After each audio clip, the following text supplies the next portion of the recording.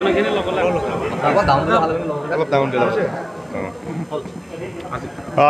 নগাঁও জিলা বাৰ্তাজীৱী সংঘৰ বাৰ্ষিক অনুষ্ঠিত হয় আৰু ইয়াতে জ্যেষ্ঠ সাংবাদিক কনক হাজৰিকা সভাপতি আৰু জ্যেষ্ঠ সাংবাদিক ভাস্কৰজ্যোতি মেধিক সম্পাদকলৈ নতুন সমিতি গঠন কৰা হৈছে আৰু আজিৰ তাৰিখত অসমৰ সংবাদ মাধ্যমৰ যি ভূমিকা সাংবাদিকসকল কোন দিশে গতি কৰিছে সাংবাদিকসকলৰ ন্যায্যভিত্তিক অধিকাৰৰ বিষয়ে আলোচনা কৰা হৈছে। আজিৰ তাৰিখত অসমৰ শোষিত বঞ্চিত শ্ৰেণীৰ ভিতৰত সংবাদ মাধ্যম বা সাংবাদিকসকলৰ অন্যতম। আজি এই সাংবাদিকসকলৰ সা সুবিধাৰ কাৰণে আমি অসম বাৰ্তাজীৱী সংঘই দীৰ্ঘদিনে চৰকাৰৰ ওচৰত দাবী জনাই আহিছোঁ। বিশেষকৈ আমাৰ পেঞ্চনটো বৃদ্ধিৰ কাৰণে দাবী কৰিছোঁ। আমাৰ যি মেডিকেলৰ সুবিধা আছে, মেডিকেল বেনিফিট দিয়ে, সেই বিষয়টো আমি কেছলেছ পদ্ধতি কৰিবলৈ আমি দাবী কৰিছোঁ। তাৰ লগে লগে অসমৰ বাহিৰত আমাৰ যিসমূহ গেষ্ট হাউচ আছে, অসম ভৱন আছে বা অন্যান্য ভৱন আছে, তাত সাংবাদিকসকলৰ বিনামূলীয়াকৈ থকাৰ ব্যৱস্থা কৰিবলৈ আমি দাবী কৰিছোঁ। আৰু আমাৰ যি বিদ্যুতৰ মাচুল, পানীৰ মাচুল, এই ক্ষেত্ৰত সাংবাদিকসকলৰ ৰেহাই মূল্যত দিবলৈ আমি চৰকাৰৰ দাবী জনোৱা হৈছে। ৰেল ভাড়া দিবলৈ চৰকাৰে দাবী জনোৱা হৈছে। তাৰ লগে লগে অসমৰ যিসমূহ টুল গেট আছে, এই টুল গেটসমূহ সাংবাদিকসকলক ৰেহাই দিবলৈ আমি অসম চৰকাৰক দাবী কৰিছোঁ। অসমৰ মাননীয় মুখ্যমন্ত্ৰী ডক্টৰ হিমন্ত শৰ্মাই ইতিমধ্যে আমাৰ অসম বাৰ্তাজীৱী সংঘৰ যি কাহিলীপাৰাৰ জনকপুৰ কাহিলীপাৰাত যি আমাৰ ভূমি আছে, তাতে কাৰ্যালয় গৃহ নিৰ্মাণৰ কাৰণে এতিয়া পাক প্লান প্ৰস্তুত কৰিবলৈ আমাক ইতিমধ্যে লিখিতভাৱে প্ৰকাশনী গৃহ বিভাগক জনাইছে। কিন্তু এটা কথা ক'ব লাগিব যে অসমৰ সাংবাদিকসকলৰ সমস্যা সমাধানৰ কাৰণে অসমৰ সকলো সাংবাদিক একত্ৰিতভাৱে আগবাঢ়িব লাগিব। তেতিয়াহে আমি আমাৰ সাংবাদিকৰ অধিকাৰ ন্যায্যভিত্তিক হকে আমি কাম কৰিব পাৰিম। অসম বাৰ্তাজীৱী সংঘ 1974 চনত গঠন হৈছিল আৰু এই 51 বছৰীয়া পৰিক্ৰমাত অসম বাৰ্তাজীৱী সংঘই অসমৰ সাংবাদিকসকলৰ সমস্যাসমূহ সমাধানৰ কাৰণে নিৰবিচ্ছিন্নভাৱে সংগ্ৰাম অব্যাহত ৰাখিছে। আৰু সেই 51 বছৰীয়া ইতিহাসৰ লগত আমি নগাঁও জিলা বাৰ্তাজীৱী সংঘও জড়িত। নগাঁও জিলা বাৰ্তাজীৱী সংঘ গঠন হোৱাৰ পিছৰে পৰাই নগাঁও জিলাত আমি সাংবাদিকৰ সমস্যা বা বিভিন্ন সামাজিক বা বিভিন্ন ধৰণৰ দুৰ্গত লোকক আমি সহায় কৰি আহিছোঁ। আৰু সেই সংগঠনটোৰ আজি পঞ্চম দ্বিবাৰ্ষিক অধিৱেশন। এই পঞ্চম দ্বিবাৰ্ষিক অধিৱেশনত আমাৰ বিভিন্ন কাৰ্যসূচী ইতিমধ্যে ৰূপায়িত হৈছে। আমাৰ কেন্দ্ৰীয় সমিতিৰ নেতৃবৃন্দই আমাৰ বাৰ্তাজীৱী সংঘৰ লক্ষ্য উদ্দেশ্য সম্পৰ্কে ব্যাখ্যা দাঙি ধৰিছে।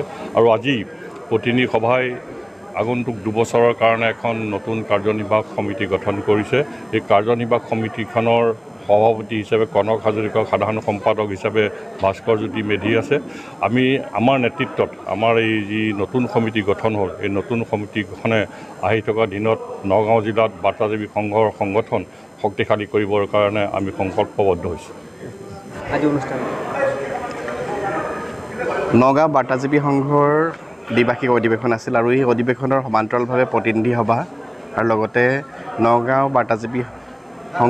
জিলা বাৰ্তাজীৱী সংঘৰ নতুন কমিটিখন গঠন কৰা হয়। আৰু এই যিখন নতুন কমিটি গঠন কৰা হৈছে, সেই নতুন কমিটিখনলৈ আমাৰ ফালৰ পৰা বিশেষকৈ অসম বাৰ্তাজীৱী সংঘৰ কেন্দ্ৰীয় নেতৃত্বৰ ফালৰ পৰা আমি তেওঁলোকক অভিনন্দন জ্ঞাপন কৰিছোঁ। এখন শক্তিশালী 21জনীয়া সমিতি গঠন কৰা হৈছে। নগাঁও জিলা বাৰ্তাজীৱী সংঘই এবাৰ গঠন কৰিছে। আমি আশা ৰাখোঁ ভৱিষ্যতে আহিব লগা দিনবোৰত সাংবাদিকৰ অধিকাৰৰ হকে, ন্যায়ৰ হকে এই সমিতিখনে বিশেষভাৱে যাতে যুঁজ দিয়ে বা আহিব লগা দিনবোৰত তেওঁলোকে যাতে কেৱল অসম বাৰ্তাজীৱী সংঘক গতিশীলতা দিয়াই নহয়, প্ৰতিটো সমস্যাৰ ক্ষেত্ৰত যাতে মাত মাতি আগুৱাই যাব পাৰে, সাংবাদিকৰ সমস্যাৰ ক্ষেত্ৰত মাত মাতিব পাৰে, সাংবাদিকৰ প্ৰাপ্য অধিকাৰৰ কাৰণে যাতে মাত মাতিব পাৰে, সেই আমি আশা ৰাখিছোঁ। আৰু আশা কৰোঁ তেওঁলোকে অনাগত এই নতুন সমিতিখনে অনাগত দিনবোৰত বৰ্তমানতকৈ আৰু অধিক শক্তিশালী হৈ উঠিব। মোক অৱস্থাত কৈছিল যে সাংবাদিকসকল বৰ্তমানো শোষিত নিষ্পেষিত।